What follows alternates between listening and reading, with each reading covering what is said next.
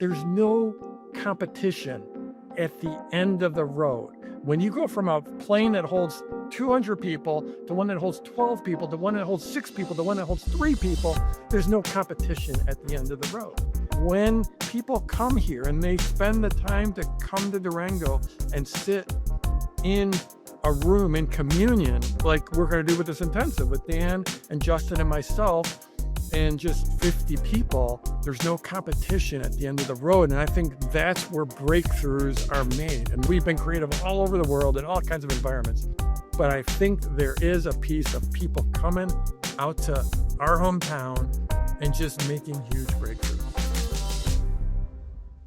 Hey, Launch family, before today's episode, I have a small favor to ask you. We realize not everyone who's watching our show is subscribed to the show. So if you've ever got anything valuable out of our conversations, or if you felt inspired by who we talked to, do me a quick favor and hit the subscribe button. It helps grow the show more than you know, and the bigger the show gets, the bigger our guests will get. Thank you.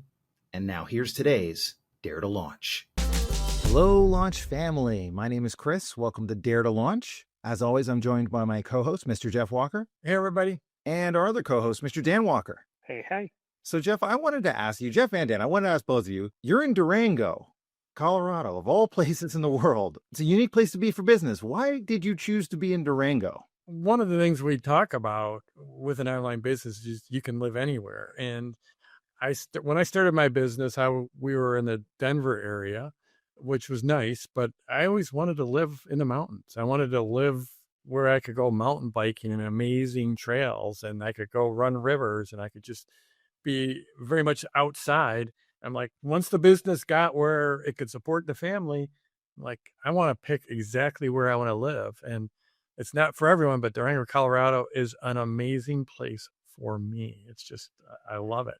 So we moved here 25 years ago. We had location freedom, and I'm like, I'm moving to the mountains. I can relate to that being in Vancouver. So there's something powerful about being in the mountains. I go down to the beach and I can watch the mountains, and something about it, just if I'm ever stuck or if I'm feeling like, I don't know, just stressed or something, you walk down there and it's like, it kind of goes away. And I'm curious for both of you, like, how does being in that sort of environment show up in your work or in your business, if that makes sense? We're in a business of ideas, and we're in a business of being creative, and we're in a business of being inspired.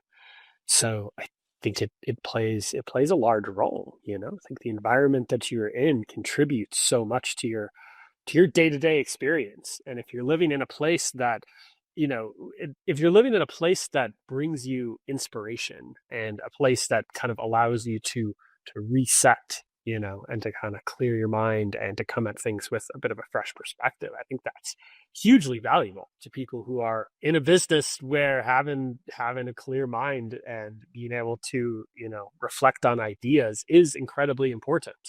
And, it might not be in the mountains for everybody, but the difference between being in that sort of inspirational environment and being in an environment that feels, I don't know, whatever the opposite of that would be, an environment that feels like it brings you turmoil. Like a Zoom call or something. Yeah, like, Right. but sure, like it should be totally whatever that looks like for you. But I think being in that environment that gives you a reset just by being able to access that environment, it's hugely valuable. Yeah, I'd agree with Dan. We get paid in this business. We get paid for the thoughts that run through our heads. Well, for having those thoughts and then being able to take those thoughts and communicate them out into the world, and ultimately get paid for what we create with those thoughts. But it all starts with what's going on between our ears. And for me, being outside, it's the place to get creative, to get ideas. And in fact, ironically enough, right now, I'm down in Florida, and I'm really close to the beach here because my parents live down here, and they're quite elderly, and they just needed some help down here. So I came down to do my best to help out. And every morning I'm going and sit on the beach. It's a similar thing to being in the mountains, but it gives me the space to create. It's so powerful. I know not everyone has the opportunity to tap into that. But I think it's in this business, we just have to take care of the thoughts that are running through our heads and take care of our creativity and be proactive about it. And to me, like where you're at is a huge part of that. I know, Jeff. I know I've heard you say the expression before. The answer is in the woods. Yeah, like literally the one that where I came up with that is like where I'd be in a launch and I'd be stuck. Okay, what's the next move here? What is the next hook I need? What is the next email I need? And I'd just be sitting there on my keyboard, just like think. I'm like, no, you know what? The answer is in the woods. And I go out, go for a walk or go for a run, take a half hour out in the woods, not think about it, come back, and boom, here's the answer. Do you guys know Rick Rubin? Do you know the guy who he's a big producer who he doesn't really read music or like play music or anything else like that, but he's worked with some of the greatest musicians in the world to create some of the greatest music in the world. And he wrote a book called The Creative Act, A Way of Being. I don't know. Have you either of you read that or heard it, listened to it at all, or I have bought it. bought it? Okay. All right. It's on that stack, metaphorical stack inside my Kindle of books to get to. But yeah, I've heard he's awesome. Well, we're talking about creativity, and that whole book, it's really just each chapter is another technique to sort of unlock creativity. Now, not every chapter is going to work for every person, but one of those chapters is very specifically about changing your environment, being very intentional around your environment and saying, okay, well, if you're working on something in a studio, right, or if you're working on something on your laptop, right, and you're just stuck or you're in it for so long and you can't get past, you have to do something to change the environment. And so much can happen when you do that to create new inputs or do something to rewire the brain in a way where you unlock the solution or see something different. For you guys, you're saying, okay, the mountains and the beaches and nature, like, is it always got to be that sort of nature for you guys? Or is it something where, like, can I just go to a coffee shop, or do I need to just go for a run? Or how do you think about creating a different environment for fostering creativity? I think changing your environment can, if you're stuck, if you just need some more energy, changing your environment is huge. And like coffee shops, one of my favorite. You just get there and I'll put on headphones, so the sound is blocked out, but it's just having that energy, having people moving around. That's a big one. And places have energy, right? Like feel like Durango has its own energy. I moved to Vancouver and there was energy there that just like sucked me into the place that it was. And I feel like when I hear you talk about Durango, both of you, it feels to me like there's an energy there that both really resonates with you. And I'm just curious if you could talk about that. Maybe that's what I'm getting at when I say shift the space for you. Well, it's funny because we have found that energy is there not just for us, but it's there for other people too. Like we found, like when we've run events here, we usually run a few events a year at least that happen here in Durango. One of the main ones is our June meeting. In June, we have a meeting with our Platinum Plus Mastermind every year. And for 15 years now, people have been coming into Durango to meet. And it's not the most convenient place to get to in the world, like you have to fly. It's not, doesn't have a major airport, doesn't have a major hub.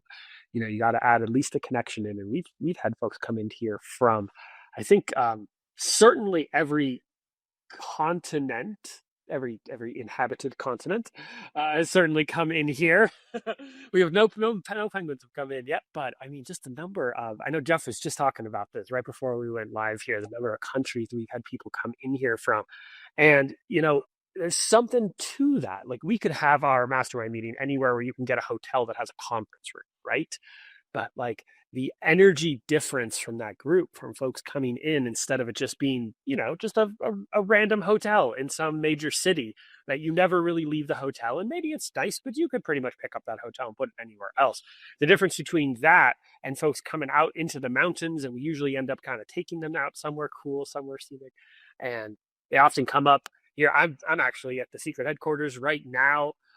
Our video studio, we usually have a party here, and there's just great epic views off of the campfire out back, and it just brings something special to the meeting. Can you show us the view? I know this for the listeners out there who are just listening, it's one of those things where, because I have been there too, and you're at the actual secret headquarters, I think it'd be really cool for the people to see it. And hey, if you're listening right now, just go check it out on YouTube. All right, we'll link it in the show notes. Yeah, this is the view just like right out the main front door. And it just keeps going, keeps going. We got running into the curtains there, but we just got these amazing, amazing, epic mountain views just right off this deck. Dan, can you walk down and show them the fire pit? Because we've had some Oh, yeah. conversations, connections around the fire pit. And Yeah. yeah, I was writing down some of the countries people have come in from. Just this is not all inclusive, but some of them would be Russia, Norway, Iceland, Brazil, Mexico, Hungary, France, UK, Russia, South Africa, Zimbabwe, Italy, Canada, Colombia, Slovenia, and I know I'm forgetting a bunch more. There's the fire pit, Dan. Look at that. There's the fire pit. It's crazy, you know, when we're out here at night, even the fire pit's going and just the stars are just insane overhead. And yeah, there's nothing quite like the conversations that come up at the fire. You know, I just think of this. There's this saying that proximity is power. That like when you're close to someone, that's a very powerful thing, especially physically close to someone. And in one sense, you could say like, boy, if I would move to a place where there's a lot of other online marketers hanging out, like, and 25 years ago, Orlando was the place. And then it became San Diego and then Los Angeles and then Austin. And now it feels like Nashville's here having a moment. So in one sense, it would have made sense for me to go to one of those places. But I went to where my heart was, where my heart was just a spot that inspired me. And then crazily enough, Durango, this little tiny town out 350 miles from the nearest big city, just has become a bit of a, at least in June, when we do our workshops here, in our masterminds here, it's just become a really powerful place. And I think a lot of people have felt the power. We've just had a who's who of the online marketing industry has come through this place. It's been pretty wild. Like and no one in town knows what's going on because I keep a very low profile in town. So my neighbors have no idea of the significance of this business or the people that have come through. But like it was funny because so Amy Porterfield, she was here a few years ago, came as a guest of mine. And she was we do a like one evening we took everyone to a speakeasy bar, which is a really cool place. And Amy was like, she was sharing on her Insta story, and like the owner of the place was happened to be watching Amy Porterfield's Insta story, and all of a sudden saw her speakeasy being featured. And she wasn't working, she wasn't at the establishment. The owner, she came flying in. She couldn't believe Amy's there. That's amazing. It's funny because, when I think about all the big shifts that happen in people or in business, they don't usually, I think, happen on like a Zoom call, right? Like a lot of times these big shifts happen when we step away from what our regular environments are and where we normally are working, and we see things differently, we experience things differently, we get a different energy into us than what we're typically used to. And I mean, that's what we did with our team, bringing it out to Durango when we've had team meetings to be able to create big shifts in our team. It's what you've done with masterminds, right? Bringing them into a new environment. And I mean, you've had so many people come out to Durango. I guess it's not just the strategy that you learn when you go to Durango, it's also the setting, right? I think it ends up feeling, just being here feels like a retreat. And the quality of the people that we have come in is just extraordinary. And like when you're around extraordinary people being led in I think we do a pretty damn good job of leading them. I've done probably somewhere around 100 of these small workshops, if we count all the masterminds and the various workshops, our launch intensive. So I've got a little bit of experience. Dan's got a little bit of experience. We know what we're doing. We know how to throw a workshop. We know how to throw a party. And you get really great people together, and whether it's a formal mastermind or not, that idea of the mastermind, comes from Napoleon Hill, that he wrote about in Think and Grow Rich of you get a number of minds working together on something, and it's way more powerful than any one of us can be. Dan and I have planned 20 more than $20 million launches, and then we've helped out on so many more. But if you get like 8 or 10 really smart people working on an idea, they'll do way beyond what Dan could do or what I could do. And it's just fact. And there's power in taking a trek that's harder to get to than normal, right? Like being in like a big hub like Dallas, like maybe everyone can get to Dallas, right? But to have to take a smaller plane to a smaller place where you're in an airport that's much smaller and it's not as direct, and you have to, take a little bit more of that trek to get away from something else. It's like, I mean, I don't want to make it sound like it's Everest or something like that to get to. It's not that hard, but the idea of going to a place that's further away, that's harder, that not everyone will be accessing, not everyone is going to this energy. I think there's real power in the people who make that trek, right? That are willing to go a little bit further than normal to get to a place that has something special at the top, right? It's like getting to the peak of a mountain. It's like getting to the Everglade in the jungle or something like that, or the oasis in the desert. It's finding those places. It's interesting too. Like, I feel like we often get asked questions about just the logistics of running a business from somewhere that, and like you said, it's not like we're out in the middle of nowhere. Like, we're a 40-minute flight to multiple major cities, multiple international hubs. So it's not like, I don't mean to make it sound like, yeah, you have to go on this epic, like, multi-day expedition trek to get to Durango, but it is a smaller town, right? So yeah, you can get super fast internet if you're right downtown on Main Street.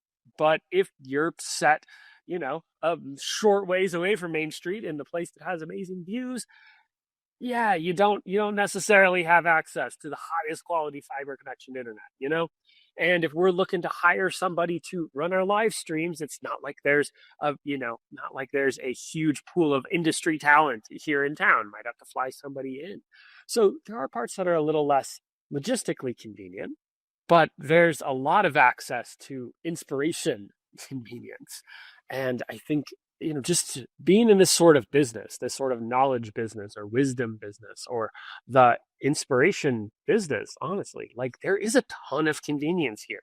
Like, if we want to get a really, really cool photos, really cool videos shot, like, we have enormous access to cool things like that. If we want to host a really special experience for people coming in for events, like Jeff just mentioned, our Launch Intensive. We have this Launch Intensive event coming up in June where we're going to have a small group of like 50 entrepreneurs coming in to work directly with Jeff and me and Justin on our campaign design team and planning their launches.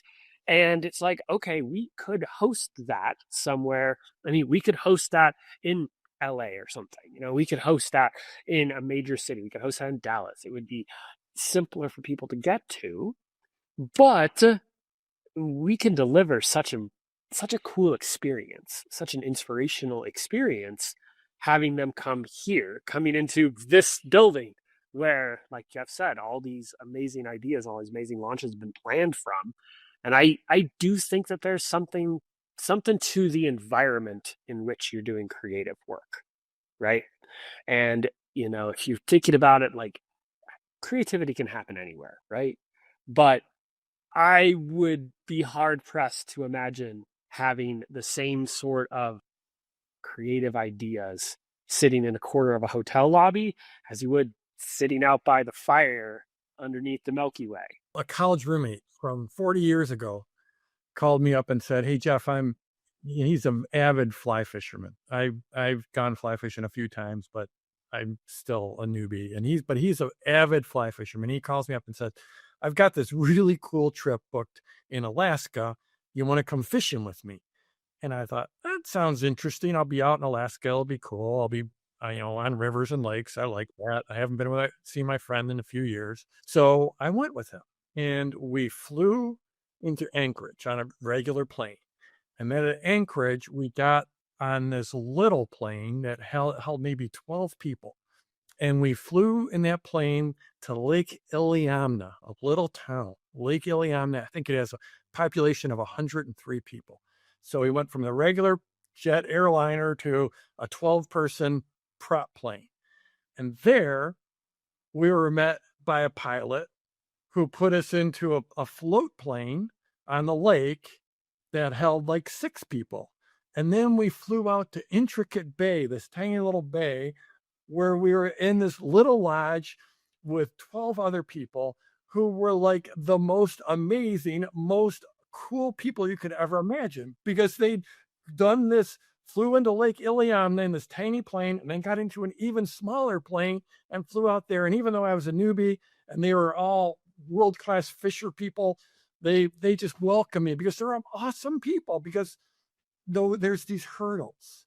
And then the next morning, we got into an even smaller plane that only held my roommate and the pilot. There's 3 of us in this plane. And then just the 3 of us flew out to another tiny little lake, got out of the plane, and again, a float plane. And then we started to walk up this tiny little creek. And it was just the 3 of us. And the fishing was ridiculous. Like, we caught more fish than I could possibly count. And of course, it's all catch and release. You catch them and you release them. No fish are are being killed. And unbelievable fishing. There's grizzly bears. It was just incredible. And I'm like, I'm a complete newbie. But it was like I threw a line in the water and a fish is jumping onto the hook, because there's no competition at the end of the road. When you go from a plane that holds 200 people to one that holds 12 people to one that holds 6 people to one that holds 3 people, there's no competition at the end of the road. And I just think, like, when people come here and they spend the time to come to Durango and sit in a room in communion, like we're going to do with this intensive with Dan and Justin and myself, and just 50 people, there's no competition at the end of the road. And I think that's where breakthroughs are made. And that's where unbelievable work gets done. And like Dan said, you could be creative anywhere. And I have been, and we've been creative all over the world in all kinds of environments. But I think there is a piece of people coming out to our hometown and just making huge breakthroughs. I feel like it's a little bit of like a inspiration hack, right? It's like, there's a lot of different ways to force creativity or to inspire or bring about creativity, or inspiration, I guess would be a better word. But I do really honestly think that a hack for creating inspiration is to go somewhere where you're inspired, to go somewhere where that inspiration happens. And I think that could be to go to a geographical, physical place that inspires you. It could be go to an environment that inspires you. But I do think if you're in an area that just inspires you as a person, then that's an area in which you're going to do some of your best work. I'm thinking like push and pull, like a place that pushes you to maybe you're outside your comfort zone. We all have to get there. Place that pushes you, but then in community, in a community or with people that pull you forward, pull you up. And I think that's another hack right there. That's what I was thinking about is I think it was Jim Rohn who said something along the lines of life is pyramidal in a way, that there's fewer sophomores than there are freshmen, right? And why is that? It just is. It's just how it works. And there's fewer people when you get to the top of the mountain than when you are starting at the bottom of the mountain, right? And when you get into like a launch intensive or a coaching program or a mastermind or any of these kind of things, there's fewer people. It's harder to get there due to travel and expenses, and you have to earn getting in the room, all those different reasons. It's pyramidal, but the trek, the journey that it takes to kind of get you in the room or to those places, those spaces of really great inspirational energy, whether that's because of the people or the actual location, like in Durango, the journey getting there does create the environment. And by it being difficult to get there, I think there's real value in sometimes having that journey be a part of the process of people, getting into that room. I keep thinking of the people like like a Dorothy Holterman, or like people who are doing a lot of retreats around the world, and they have these very difficult kind of retreats to get to because it's higher price point or you have to travel all the way there. But the magic that comes out of those retreats for people is why people make the trek, right? Absolutely. A couple of thoughts that you inspired there is, first of all, I have this belief. I remember it was my friend Lisa Sasevich said this to me first time I heard it, was the change starts when you click the button. What she meant, and I met her at a Tony Robbins event, and we were buddies. They partner you up with people, and we just got partnered up. And she said it's like when you click the button and register, it's when the change starts. And then it continues as as you prepare for the event, as you travel to the event, as you're at the event. It's one big continuum, but the change happens when you click the button. And I think it's like the change happens when you decide. When you decide it's time, that's when it starts. That's when it starts. And then there's like deciding to win. And I remember when again at a Tony Robbins event, when Dan and I were both at a Tony Robbins event, and this was like just blew my mind. I'd never thought about this way before, but we, with 3,000 or 4,000 people in the workshop with Tony Robbins, and I'm out in the audience and Dan's out in the audience, and we're not sitting together. We separated. We decided it was a better experience if we didn't sit together. And we played a game of Simon Says. And, I imagine most people here know the child's game, Simon Says. And as you go through it, people, when you quote unquote lose or fail to meet the Simon Says criteria, then you would sit down. So everyone starts off standing up and then you would sit down. And I got eliminated pretty much immediately. And then it kept on going for 5 or 10 minutes, and Dan ended up being one of the absolute last people out of like 3,000 or 4,000 people. He was like in like the last 10 people, which is pretty amazing. And so then they ended up continuing the game. Dan gets eliminated right at the end, and they go down to 2 people, and then they get a winner. And then he said, okay, he told us why he did that. He's like, okay, of all of you in the room, how many, when we started that game, intended to win? I didn't. To me, I was out in the audience like, this is a stupid little child's game. I don't care about it. I don't care. But Dan's like raised his hand that he intended to win. And that's why he got into the final 10 people out of 3,000 or 4,000 people. I didn't. I got eliminated immediately because I didn't care about winning. And that, like, the deal is, in business, deciding to win is critical because you eliminate 95% of your competition. They're not really in it to truly win. It's like, no judgment, folks out there listening. If you're not getting the results you want, have you decided you are really in this to win? Whatever winning means to you. Are you in it to win? Are you here to win? Or is it just you're collecting information? It's like, seems like a cool business. I'm just getting research. It's a hobby, whatever. It's a side hustle. Or are you in it to win? The great thing too, in business, there's not just one winner. You just have to be in the top 10% to do incredibly well. And there is a way we show up when we are playing to win versus playing not to lose. And one of the things that I thought you just said there, that what came up for me was the book, the Donald Miller book, Million Miles in 1,000 Years. You actually gave me that book, and I remember reading it. And one of the things he talks about is an inciting event. And for him, it was a trip to Machu Picchu and climbing Machu Picchu on foot.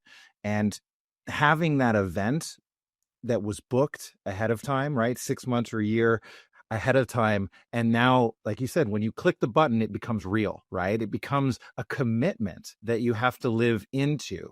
And so for him, it was, once he made that commitment to climb Machu Picchu, he realized he had to get in shape. He had to change the way he was eating. He had to change the way he was living to live into the person who would actually get to the top of Machu Picchu and feel good about it, right? So how many of us need those inciting events in those commitments that are further out for us to make a decision to go after something bigger. And what you're talking about is that playing to win, right? Like the win is at the top of the mountain, getting to the top of Machu Picchu. We have to make those create those inciting events in our life to be able to live into. Agree 100%. And I can't let this go by, Chris, but Don Miller of Story Brand fame has been out to Durango.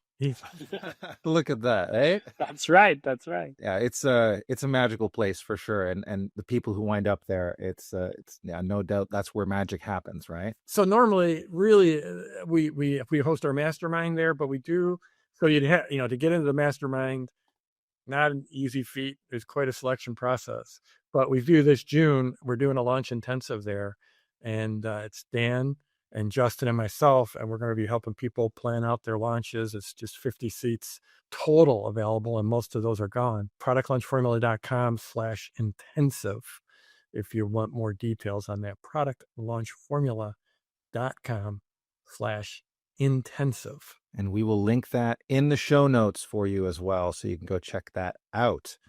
And make sure to do that. All right, everybody. Well, I think that's what we've got for you for today. And thanks for listening, Launch Family.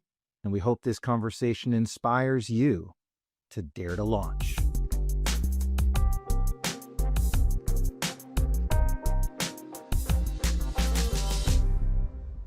Hey, Launch Family, one more thing before you go. You heard us talk about it throughout the episode. It's the Launch Intensive. This is where you get to go into Colorado, Durango, work with Jeff Walker, Dan Walker, and Justine Livingston for 2 days, and you'll leave with a world-class launch plan. Now, this Launch Intensive will sell out quickly, so go to getyouLaunched.com right now to secure your seat. That's getyouLaunched.com. We'll see you on the next episode.